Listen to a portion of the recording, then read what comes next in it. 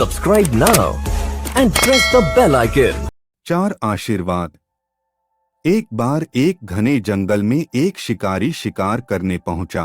वहां उसे रास्ते में घोड़े पर सवार एक राजकुमार मिला। शिकारी राजकुमार के साथ चलने लगा। चलते चलते उन्हें एक साधु मिला।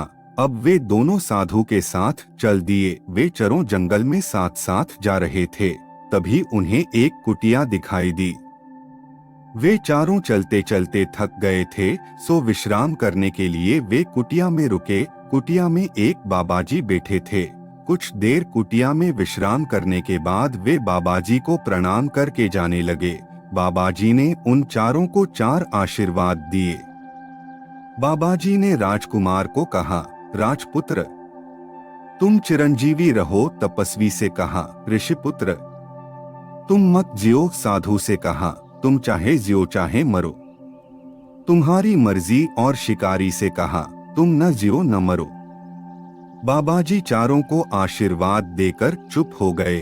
चारों आदमियों को बाबाजी का आशीर्वाद समझ नहीं आया। उन्होंने बाबाजी से प्रार्थना की कि कृपया अपने आशीर्वाद का तात्पर्य समझाएं। बाबाजी बोले, राजा को नरकों में जाना पड़ता है। मनुष्य पहले तप करता है, फिर तप के प्रभाव से राजा बनता है और फिर मरकर नरक में जाता है। इसलिए मैंने राजकुमार को जीते रहने के आशीर्वाद दिया। जीता रहेगा तो सुख पाएगा।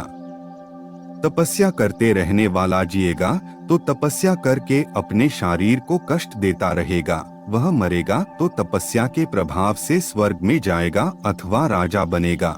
इसलिए उसको मर जाने का आशीर्वाद दिया, जिससे कि वह सुख पाए।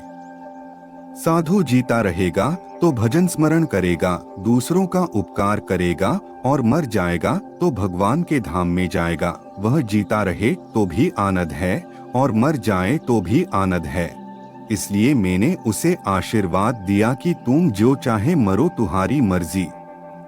शिकारी दिन भर जीवों को मारता है। वह जिएगा तो जीवों को मारेगा और मरेगा तो नरकों में जाएगा। इसलिए मैंने कहा, तुम जियो न मरो। इसीलिए मनुष्य को अपना जीवन ऐसा बनाना चाहिए कि वह जहाँ रहे वहाँ सुख पाए। दोस्तों, अगर कहानी आपको अच्छी लगी हो तो शेयर और सब्सक्राइब जरूर करें।